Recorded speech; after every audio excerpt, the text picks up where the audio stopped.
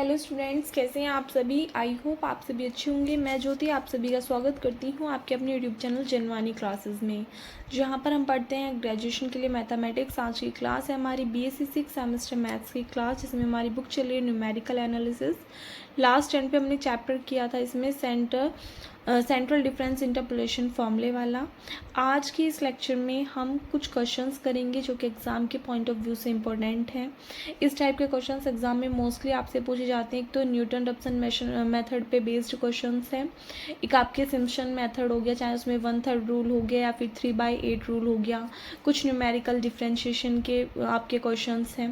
तो कुछ टाइप के क्वेश्चंस हैं जो कि एग्जाम में मोस्टली पूछे जाते हैं, तो उन सभी को हम इस वीडियो में कवर करेंगे, क्योंकि वाले चैप्टर्स आपके रह रहे हैं और अब इतना टाइम भी नहीं है कि आपको कम्प्लीटली ये करा दिए जाएँ।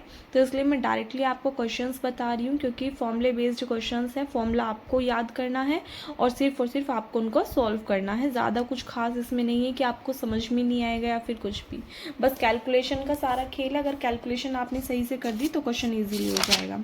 सबसे पहले बात करते हैं, चैप्टर है आपका solution of algebraic and transcendental equations. इसमें क्वेश्चन आता है कि find the real root of the equation, या फिर आपको कोई भी क्वेश्चन दे देगा, जैसे कि जो आप बहुत सारी यूनिवर्सिटीज़ हैं जिसमें एग्जाम्स ऑलरेडी हो चुके हैं, उनमें क्वेश्चन किस टाइप का पूछा जा रहा है कि रूट में कोई भी डिजिट दे दी और उसके लिए आपको कह रहा है कि इसकी वैल्यू निकालनी है। ये डेसिमल की कितने भी पॉइंट्स तक वो आपको दे सकता है, किससे, न्यूटन रप्सन मेथड से। तो इस टाइप का क्वेश्चन आपको एक प्रिपेयर करके जाना है। जैसे कि क्वेश्चन है find root 12 to 5 places of decimal by Newton Raphson method, यानी कि आपको रूट 12 को जो डेसिमल की 5 डिजिट्स हैं वहाँ तक फाइंड आउट करना है, किसकी हेल्प से, न्यूटन रप्सन मेथड की हेल्प से। अब ये मत कहना कि दीदी हम तो डायरेक्टली इसको कर लेंगे कैलकुलेटर की हेल्प से। डायरेक्टली नहीं करना है, इन्होंने क्या बोला है कि न्यूटन रप्सन मेथड की हेल्प से ही आपको सॉल्व करके दिखाना है। तो सबसे पहले तो आप क्या करोगे, सपोज दैट आप लेट करोगी कि ये जो रूट 12 है किसके इक्वल है, एक्स के इक्वल। तो हमने ये चीज़ मानी कि let X is equals to root 12। अब यहाँ से आप क्या कर सकते हो, दोनों साइड स्क्वायर रूट दोनों साइड स्क्वायर ले सकते हो। जब आप स्क्वायर लोगे तो इधर क्या हो जाएगा, एक्स स्क्वायर, इधर स्क्वायर से रूट कैंसिल आउट, तो कितना आ जाएगा 12। ये 12 इधर पॉजिटिव का इधर की साइड लेकर के आओगे तो माइनस का हो जाएगा, तो X square minus 12 is equals to 0। ये आपके पास में क्या आ गई, एक इक्वेशन आ गई। तो आप यहाँ पे क्या कह सकते हो कि जो स्क्वायर रूट है वो कुछ नहीं है, लेकिन क्या है, वो सॉल्यूशन है किसका, इस इक्वेशन का। तो ये चीज़ लिखी हुई है कि therefore the square root of 12 is nothing but the solution of the equation this. और इसको हमने मान लिया कि suppose that this is equivalent to function of X. तो फंक्शन ऑफ एक्स आपके पास में क्या निकल करके आ गया, एक्स स्क्वायर माइनस 12। अगर आप इसका वन टाइम डिफ्रेंशिएशन कर दोगे तो कितना आ जाएगा, F dash X is equals to X square का डिफ्रेंशिएशन करोगे तो 2x, 12 कॉन्स्टेंट है, इसका डिफ्रेंशिएशन 0 हो जाएगा। यहाँ पे देखो, अगर आप एफ ऑफ 1 की वैल्यू निकालते हो, यानी कि एक्स के प्लेस पे 1 पुट करते हो तो 1 माइनस 12 निगेटिव वैल्यू आएगी। 2 पुट करते हो तो 2 2 ज़ा 4, 4 माइनस 12 जो भी आएगी वो निगेटिव वैल्यू आएगी। अगर आप 3 पुट करते हो तो 3 पुट करने पे क्या मिल रहा है आपको, -3। अगर आप एक्स के प्लेस पे 4 पुट कर रहे हो तो आपके पास में क्या आ रहा है, 4 आ रहा है। इट मीन्स जो हमारे पास में दो डिजिट्स पास पास हैं उनमें हमने देखा कि एफ ऑफ 3 पे हमें क्या मिल रही है, निगेटिव वैल्यू मिल रही है, और एफ ऑफ 4 पे क्या मिल रही है, पॉजिटिव वैल्यू मिल रही है। तो आपको देखना क्या है कि अगर कोई भी इक्वेशन आपको गिवन है, इसमें तो आपको रूट दे दिया, हो सकता है कि आपको डायरेक्टली इक्वेशन दे दे, ठीक है, और उस इक्वेशन के लिए सॉल्व करने के लिए कही। तो जो भी इक्वेशन है सबसे पहले आप ऐसी वैल्यूज पुट करके देखोगे एक्स की, जिसपे एक पे तो आपको निगेटिव वैल्यू मिल रही है और एक पे आपको पॉजिटिव वैल्यू मिल रही हो। तो जो भी अगर आपको ऐसा केस मिलता है जैसे कि 1 और 2 पे, 1 पे निगेटिव, 2 पे पॉजिटिव, या 3 पे निगेटिव, 4 पे पॉजिटिव, तो इसका मतलब क्या है कि जो एक रूट है इक्वेशन का वो लाई करेगा किसके बीच में, 3 और 4 के बीच में। तो ये चीज़ लिखी हुई है कि so a root of equation first lies between 3 and 4, यानी कि जो इक्वेशन फर्स्ट है उसका एक रूट 3 और 4 के बीच में भी एग्जिस्ट करेगा। So to shorten this interval we observe the signs of the values of function of 3.1, f of 3.2, f of 3.3 एल्सेक्टा। यानी कि अब देखो 3 और 4 के बीच में भी तो बहुत सारी वैल्यूज होंगी, हमें नहीं पता भाई, हमने कहा कि एक रूट एग्जिस्ट करेगा 3 से 4 के बीच में। तो अब 3 से 4 के बीच में तो बहुत सारे रियल नंबर्स होते हैं। तो सपोज दैट हमने क्या माना कि 3.1, 3.2, 3.3, 3.4, 3.5, इस तरीके से हम टर्म्स लेकर के चल रहे हैं। तो जब आप x के प्लेस पे 3.1 पुट करोगे, 3.2 पुट करोगे, 3.3 पुट करोगे, तो आपके पास में जो वैल्यूज आएंगी वो निगेटिव वैल्यू आएंगी। फिर उसके बाद में 3.4 पुट करोगे तो भी आपके पास में क्या आएगी, एक निगेटिव वैल्यू निकल करके आएगी। लेकिन जब आप 3.5 5 पुट करोगे तो आपके पास में क्या आएगी, पॉजिटिव वैल्यू आएगी। हमने कहा कि पहले हमने 3 और 4 निकाल लिए, लेकिन इनके बीच में से कोई एक रूट ही तो होगा, लेकिन इनके बीच में infinite number of real numbers of exist करते हैं। तो उस कंडीशन में हमने क्या किया, पॉइंटों में टर्म सेलेक्ट कर ली, 3.1, 3.2, 3.3, 3.4। तो 3.4 तक तो हमारे पास में क्या आ रही है, निगेटिव वैल्यूज, 3.5 पे आ रही है पॉजिटिव वैल्यूज। तो हम क्या कह सकते हैं कि जो रूट होगा इक्वेशन फर्स्ट का, जो हमारे पास में इक्वेशन फर्स्ट है, तो उसका जो रूट होगा वो लाई करेगा किसके बीच में, 3.4 और 3.5 के बीच में। तो ये चीज़ लिखी हुई कि so under root 12 in a sense the root of equation first lies between 3.4 and 3.5। So हमारे पास में सबसे फर्स्ट टर्म कौन सी है, 3.4। तो we take x not is equals to 3.4 and obtain successive approximations x1, x2, x3 etcetera using Newton Raphson method. तो हम क्या करेंगे, यहाँ पे न्यूटन रैप्सन मेथड का यूज़ करेंगे। x नॉट की वैल्यू हमने निकाल ली, कितनी आई है, 3.4, और कुछ सक्सेसिव अप्रोक्सीमेशंस हम फाइंड आउट करेंगे। हमें कहाँ तक निकालनी है वैल्यू, पॉइंट के 5 डिजिट तक, यानी कि पॉइंट के बाद में 5 डिजिट आनी चाहिए, वहाँ तक हमें रूट 12 की वैल्यू फाइंड आउट करनी है। न्यूटन रैप्सन मेथड के अकॉर्डिंग आपको वैल्यू निकालनी होती है xn+1 की, जो कि किसके इक्वल होता है, xn minus function of xn upon f dash xn। अब ये वैल्यूज कहाँ से आएंगी, xn एज इट इज रहेगा, फंक्शन ऑफ xn। अब देखिएगा जरा, फंक्शन ऑफ x हमारे पास में क्या था, फंक्शन ऑफ x था x² माइनस 12। तो फंक्शन ऑफ x के प्लेस पे फंक्शन ऑफ xn के प्लेस पे आप क्या रख दोगे, xn का square minus 12 divided by f dash xn। f dash x की वैल्यू आपके पास में क्या थी, 2x। तो f डैश xn के लिए क्या आ जाएगी, 2xn आ जाएगी। तो इसके प्लेस पे वैल्यू पुट कर दी 2xn। इसके अपॉन में 1 लेट करके क्रॉस मल्टीप्लाई करके आप सोल्व कर दोगे। 2xn किसमें मल्टीप्लाई करोगे, 2xn का स्क्वायर माइनस xn का square minus minus plus 12 divided by 2xn। इसमें से इसको सब्सट्रैक्ट करोगे तो xn का स्क्वायर प्लस 12 अपॉन 2xn। यहाँ से आप देखो 1/2 बाहर कॉमन ले लोगे, xn को एक बार इसके अपॉन में लिखोगे तो xn से xn कैंसिल आउट, तो एक xn बचेगा। 12 के अपॉन में लिखोगे तो 12 अपॉन xn, यानी कि xn+1 किसके इक्वल आ गया, दिस टर्म के। अब देखो हमारे पास में क्या है, यहाँ पे x0 की वैल्यू है, तो इसकी हेल्प से आप क्या करते चले जाओगे, सभी वैल्यूज निकालते चले जाओगे। सबसे पहले अगर हमने कहा कि सपोज दैट यदि हम n के प्लेस पे 0 पुट कर दें, तो यहाँ से n के प्लेस पे 0 पुट करोगे आपको xn की x1 की वैल्यू मिलेगी। यहाँ पे n के प्लेस पे 0 पुट कर दोगे x0 प्लस के 12 अपॉन x0। x0 की वैल्यू हम कितनी लेकर के चल रहे हैं, 3.4। तो इसके प्लेस पे 3.4 पुट करके कंप्लीट सोल्व कर लोगे। सोल्व करने पे जो भी वैल्यू आएगी वो आ जाएगी। तो ये किसकी वैल्यू आ गई आपके पास, x1 की। अब क्या करोगे, फिर से इस वाले फॉर्मूले में इस बार तो n की वैल्यू 0 ली थी, एक बार n की वैल्यू 1 ले लो। तो n की वैल्यू 1 लोगे तो x2 की वैल्यू आएगी, यहाँ पे ये x1 आ जाएगा प्लस 12 अपॉन x1। अब x1 के प्लेस पे x1 की ये वाली वैल्यू पुट कर दो जो ये वाली वैल्यू आई है, ठीक है। इसको सॉल्व कर लोगे आप, सॉल्व करके आपके पास में किसकी वैल्यू आ गई, x2 की वैल्यू आ गई। फिर क्या करोगे, फिर से इस फॉर्मूले में n के प्लेस पे क्या पुट कर दोगे, इस बार 2 पुट कर दोगे तो x3 की वैल्यू आ जाएगी। तो आपने एक चीज़ नोट की होगी कि जो x1 की वैल्यू आई है वो क्या आई है, लास्ट 5 डिजिट क्या है उसकी, 46470। नेक्स्ट जो हमने x2 की वैल्यू निकाली उसमें लास्ट 5 डिजिट क्या है, 46410। तो दोनों कैसी हैं, डिफरेंट है, इसलिए हमने फिर इसमें n is equals to 2 put करा फॉर्मूले में, देन सोल्व किया। तो n is equals to 2 put करके हमने देखा कि हमारे पास में जो लास्ट 5 डिजिट आ रही है वो क्या नहीं है, 46410, जो कि सिमिलर है इस वाले के, यानी कि x2 और x3 की जो वैल्यू है वो दोनों कैसी आ रही है, सिमिलर। तो इससे आगे हम क्वेश्चन को सोल्व नहीं करेंगे। इन केस अगर ये मान लीजिए कि यहाँ पर भी जो वैल्यू है वो डिफरेंट होती, मान लो यहाँ पे 0 की जगह पे 1 होता तो ये अलग आ जाती, तो हम क्या करते, फिर से इस बार क्या पुट किया था, n इज इक्वल्स टू 2, फिर n is equals to 3 put करके सोल्व करते। और तब तक हमें क्वेश्चन को सोल्व करना है जब तक कि आपके पास में लास्ट 2 टर्म्स की किन्हीं भी, मतलब कोई भी आपके पास में लास्ट आपने जो 2 वैल्यूज निकालनी है उनमें से कोई भी 2 वैल्यू जो है वो सिमिलर ना आ जाए, यानी कि पॉइंट के बाद में किन्हीं भी 2 टर्म्स में लास्ट 5 डिजिट जब तक सेम ना जाए तब तक आपको क्वेश्चन को सोल्व करते जाए। जैसे कि इसमें 3.46410 है, इसमें भी क्या 46410 है, तो लास्ट 5 डिजिट जो है वो दोनों में सिमिलर है। तो वही चीज़ हमने लिखी है लास्ट में कि we see that up to 5 places of decimal x2 is equals to x3, so we stop the calculation work here, hence up to 5 places of decimal root 12 किसके इक्वल आ जाएगा, 3.46410 के। आई होप आपको clear हो गया होगा। एक बार दोबारा से समझा रही हूँ।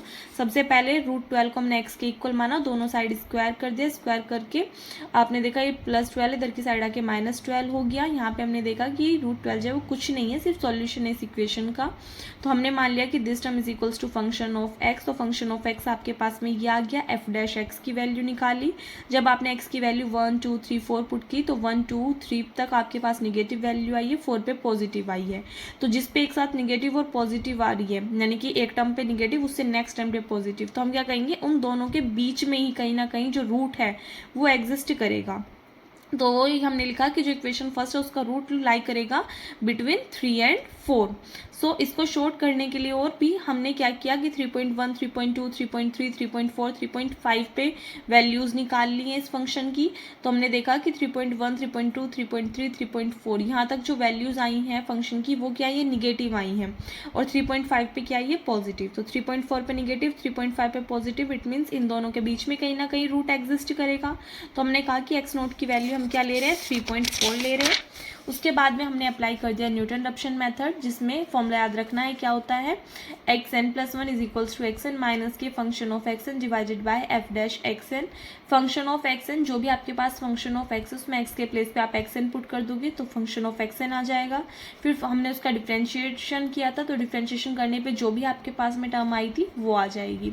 सॉल्व कर लोगे तो आपके पास में एक फॉर्मूला बनेगा, उस फॉर्मूले में आपको n की वैल्यूज़ पुट करते जाने हैं और वैल्यूज़ निकालती जानी है। जहाँ पर भी कोई भी दो वैल्यूज़ आपके पास में सिमिलर आ जाए, जिनकी लास्ट की 5 डिजिट सेम हो, वहाँ पे आपको अपना सॉल्यूशन जो है वो स्टॉप कर देना है अपनी कैलकुलेशन को, वही आपका फाइनल आंसर हो जाएगा। तो इस टाइप का अगर कोई भी क्वेश्चन आता है उसको आपको कर लेना है, छोड़ना नहीं है, ठीक है। में नेक्स्ट चैप्टर है न्यूमेरिकल डिफरेंशिएशन। तो देखो इसका एक क्वेश्चन आपके सामने कि find the first second and third derivative of the function tabulated below at the point x is equals to 1.5। वो टेबल आपको गिवन है। क्या कहा इसमें कि आपको उस फंक्शन की वैल्यू निकालनी है किस पॉइंट पर x, मतलब एक फंक्शन है जिसकी आपको वैल्यू निकालनी है किस पॉइंट पर x इज इक्वल्स टू 1.5 पर, और आपको क्या करना है उसका फर्स्ट सेकंड और थर्ड डेरिवेटिव निकालना है। यानी कि कोई फंक्शन है, ठीक है, तो x इज इक्वल्स टू 1.5 पे आपको उसका फर्स्ट डेरिवेटिव, सेकंड डेरिवेटिव और थर्ड डेरिवेटिव फाइंड आउट करना है। तो सबसे पहले आप क्या करोगे कि x इज इक्वल्स टू 1.5 पे निकालना है। तो 1.5 जो है वो नियर है किसके, यहाँ पे देखो जो टेबल बनी हुई, मैंने आपको एक बात बताई थी जब हम इंटरपोलेशन वाले चैप्टर्स कर रहे थे कि आपको देखना है कि जो वैल्यू फाइंड आउट करनी है वो स्टार्टिंग में या लास्ट में। अगर स्टार्टिंग में है तो आप फॉरवर्ड डिफरेंस ऑपरेटर वाला फॉर्मूला अप्लाई करोगे। इनकेस अगर वो लास्ट में आ रही है टेबल के तो आप क्या करोगे, बैकवर्ड डिफरेंस ऑपरेटर वाला फॉर्मूला अप्लाई करोगे। तो क्योंकि 1.5 स्टार्टिंग में है तो आप क्या करोगे, फॉर जो आपका न्यूटन्स का फॉरवर्ड फॉर्मूला है उसका यूज़ करोगे यहाँ पर, ठीक है। अब देखो सबसे पहले कुछ नहीं करना, x की वैल्यूज़ आपको गिवन है, y की वैल्यूज़ आपको गिवन है, डिफरेंस टेबल आप इजीली बना सकते हो। हमें क्या निकालना है, सिर्फ और सिर्फ डेरिवेटिव निकालने हैं। तो डिफरेंस टेबल बनने के बाद में आपको कुछ नहीं करना, डायरेक्टली न्यूटन का फॉरवर्ड फॉर्मूला अप्लाई कर देना है। न्यूटन का फॉरवर्ड फॉर्मूला ये वाला होता है। नहीं याद है तो आपको चैप्टर कराया था मैंने इंटरपोलेशन विद इक्वल इंटरवल्स, तो उसमें ये वाला फॉर्मूला लिखाया था, वहाँ से एक बार जा करके रिवाइज कर लीजिएगा। अब क्योंकि हमें क्या निकालना है, इसका first time differentiation, second time differentiation और थर्ड टाइम डिफरेंशिएशन निकालना है। तो सबसे पहले तो इसको थोड़ा सिंप्लीफाई फॉर्म में लिख देते हैं। तो फंक्शन ऑफ ए x(c1) को आप क्या लिख सकते हो, x into delta F A, फिर x(c2) को आप लिख सकते हो x into x-1/2 this term as it is. इसी तरीके से ये ओपन होती चली जाएगी।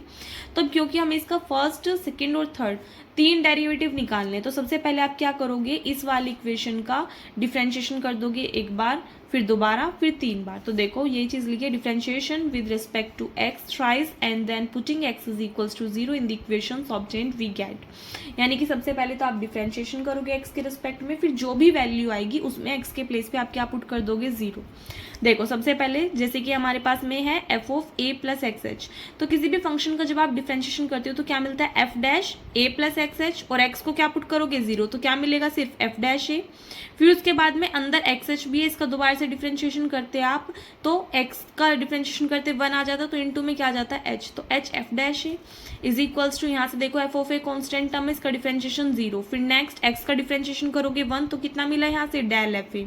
यहाँ से देखो, यहाँ पे आपको डिफ्रेंशिएशन करना है एक्स के रेस्पेक्ट में। पहले इस एक्स के अंदर मल्टीप्लाई करो, ये हो जाएगा एक्स स्क्वायर और माइनस एक्स। तो एक्स स्क्वायर का डिफ्रेंशिएशन करोगे कितना आएगा 2x, माइनस एक्स का करोगे कितना हो जाएगा 1। तो 2x माइनस 1, जब आप x के प्लेस पे 0 पुट करोगे तो क्या मिलेगा, सिर्फ -1।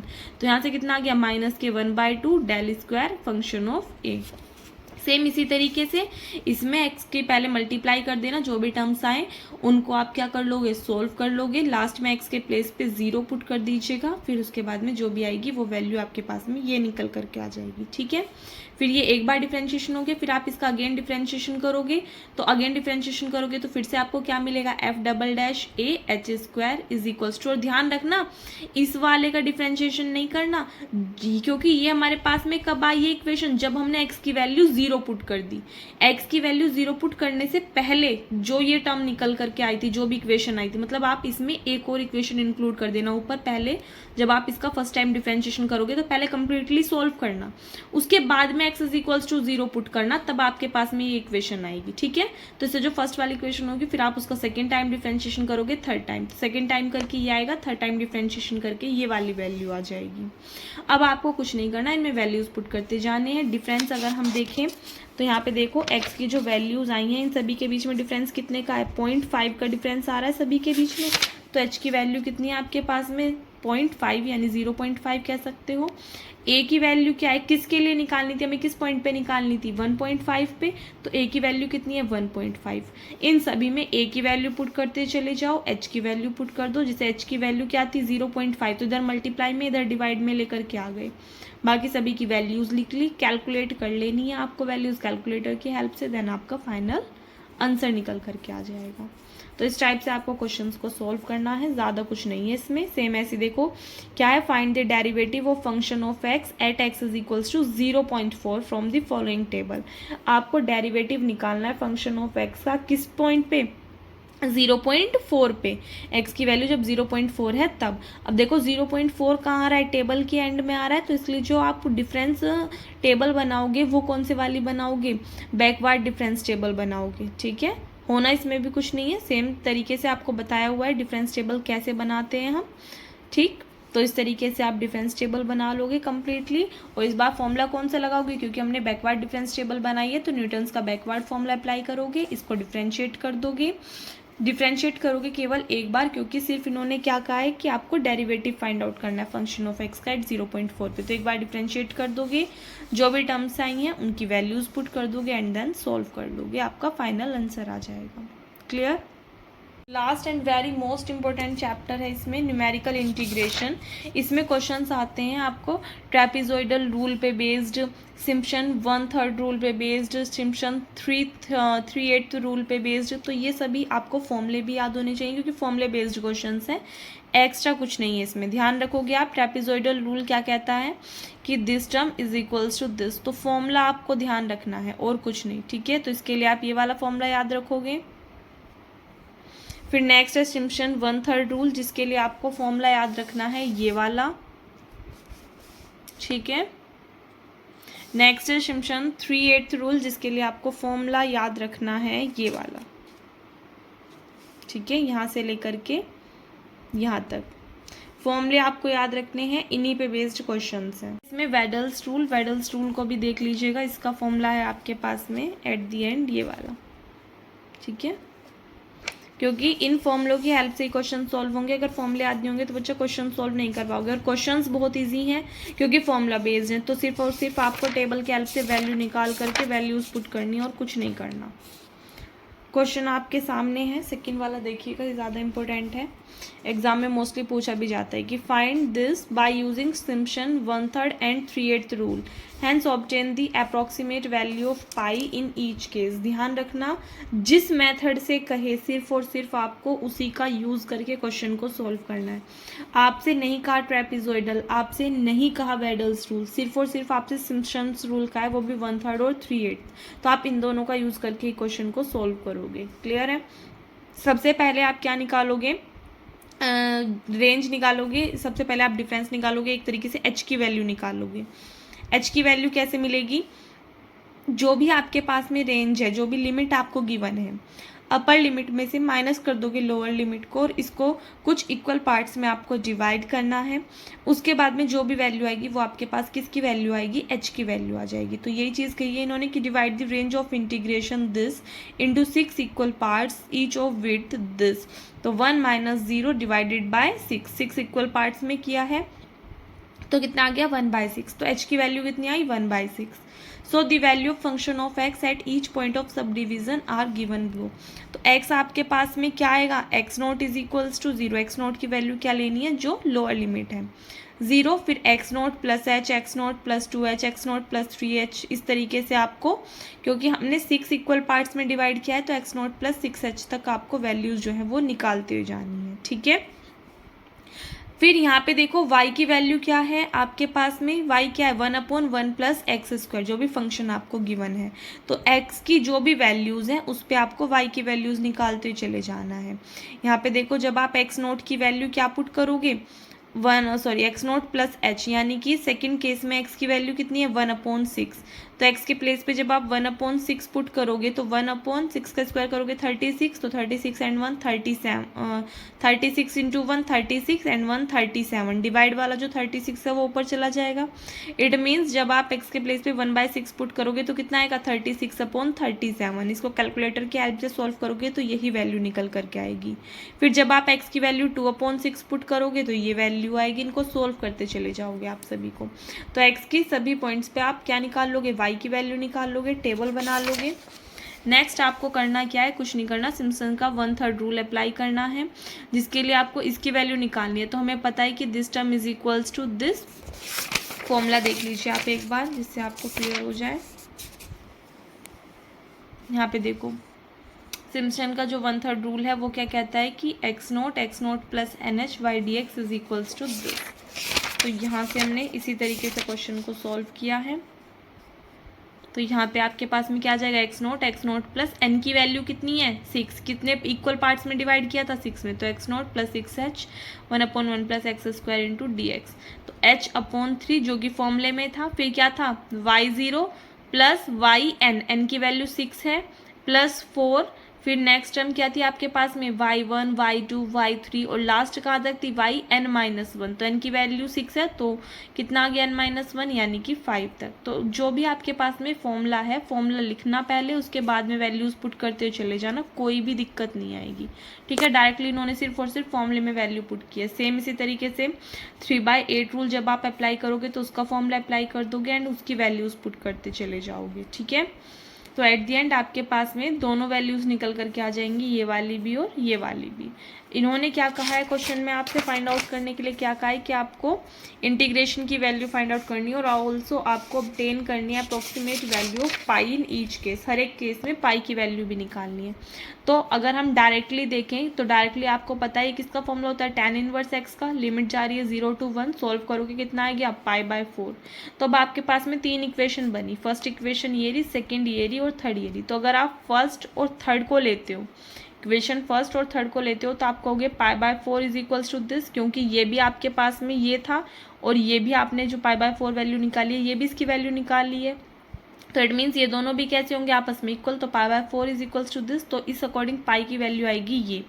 सेकेंडली आप क्या करोगे, जो आपके पास में सेकेंड वाली आई है फॉर्म, तो सेकेंड और थर्ड को इक्वल पुट करोगे तो π/4 को इसके इक्वल पुट करोगे। जब आप π/4 को इसके इक्वल पुट करोगे तो पाई की वैल्यू निकल करके आ जाएगी ये। दोनों ही केस में हमने क्या निकाल दी, पाई की वैल्यू फाइंड आउट कर दी। बस इतना ही आपको करना था। एक और क्वेश्चन देख लो, जैसे किसमें था ये वाला लोग वाला, सभी में यही चीज़ होनी है, बस इतना ध्यान रखिएगा आप। सबसे पहले तो जो भी आपको गिवन है आप क्या निकालोगे, h की वैल्यू निकालोगे। h की वैल्यू कैसे निकलेगी, अपर जो भी अपर लिमिट है उसमें से माइनस कर दोगे लोअर लिमिट को। तो 5.2 में से माइनस करोगे आप 4 को, कितना आएगा 1.2 और डिवाइड करोगे 6 इक्वल पार्ट्स में। तो 6 से डिवाइड करोगे 1.2 को, कितना आएगा 0.2। तो h की वैल्यू तो कितनी आ गई आपके पास में 0.2 आ गई। ठीक है, उसके बाद में आप क्या कर लोगे, टेबल बना लोगे। अब यहाँ पे देखो x0 की वैल्यू तो कितनी है आपके पास में, जो लोअर लिमिट है यानी कि 4.0। फिर x0 plus h, x0 plus 2h, x0 plus 3h कहाँ तक निकाल लोगे आप, x0 प्लस 6h तक वैल्यूज़ निकाल दोगे, जितने भी आपने इक्वल पार्ट्स में डिवाइड किया है उतने में। ठीक है, तो सभी वैल्यूज़ आप निकालते चले जाओगे, पुट करते चले जाओगे। इनकी हेल्प से आप देखो आपको फंक्शन क्या दिया हुआ है, log x। y की वैल्यू क्या दी हुई है, log x। तो यहाँ पे क्या करोगे, log x के प्लेस पे जब आप 4.0 पुट करोगे तो log x की वैल्यू, फिर आप क्या निकालोगे, log 4.2 की वैल्यू, फिर log 4.4 की वैल्यू, log 4.6 की वैल्यूज़। इन सभी वैल्यूज़ को आप निकालते चले जाओगे कैलकुलेटर की हेल्प से एंड आपकी टेबल बन जाएगी। अब क्या करना है, कुछ नहीं, सबसे पहले ट्रेपेजॉइडल रूल अप्लाई करना है। इसका फॉर्मूला ये होता है, मतलब जो फॉर्मूला होता है उसमें वैल्यूज़ पुट करते जाना है। वैल्यूज़ पुट करने के बाद में ये सभी की जो वैल्यूज़ हैं ये आपको टेबल की हेल्प से मिल जाएंगी, y0 y1 y2 y3 y4 y5 y6 सभी वैल्यूज़ को रख करके सॉल्व करना है। सेम ऐसे सिम्पसन रूल में करना है, फॉर्मूला अप्लाई करना है, फॉर्मूले के अकॉर्डिंग सॉल्व करना है, फिर उसमें वैल्यूज़ पुट करते चले जाओगे, फाइनली आपका आंसर आ जाएगा। सेम ऐसे ही आपको सिम्पसन 3/8 रूल में करना है। देखो बच्चा, इसमें ऐसा नहीं है कि मैं कुछ और ही बता दूंगी, करके दिखा दूंगी एक्स्ट्रा, कुछ नहीं। आप डायरेक्टली पहले फॉर्मूला लिखना, फॉर्मूले के अकॉर्डिंग डायरेक्टली वैल्यूज़ पुट करते हुए जाना, आपका सेम यही निकल करके आएगा। और कैलकुलेटर के हेल्प से जब आप सॉल्व करोगे तो यही वैल्यूज़ आएंगी, ठीक है। तो यहाँ पर ऐसा नहीं कि गलती होने के चांसेस हैं, बस ध्यान रखना कैलकुलेटर में जो भी आप बटन दबाओ उसको ठीक से दबाना, ये नहीं कि 5 की जगह 4 कर दिया और गलती से या फिर जल्दबाजी में 2 की जगह 3, तो आपका आंसर फिर गलत आ जाएगा। तो आपको ध्यान रखना है, बाकी सारा का सारा ये फॉर्मूले पे बेस्ड है और कुछ भी नहीं। तो ये 3-4 टाइप के क्वेश्चंस हैं जो कि आपको करके जाने। एक तो डिफरेंशिएशन वाले, इंटीग्रेशन में ये जितने भी आपको कराए हैं चारों रूल्स, इन चारों रूल पे बेस्ड क्वेश्चंस, और जो आपको सबसे पहले कराया था न्यूटन रप्शन मेथड पे बेस्ड वो वाला क्वेश्चन। तो इस टाइप के क्वेश्चंस को अच्छे से प्रिपेयर करके जाएं, क्योंकि एग्जाम में मोस्टली यही क्वेश्चंस आपसे जो हैं पूछे जाते हैं।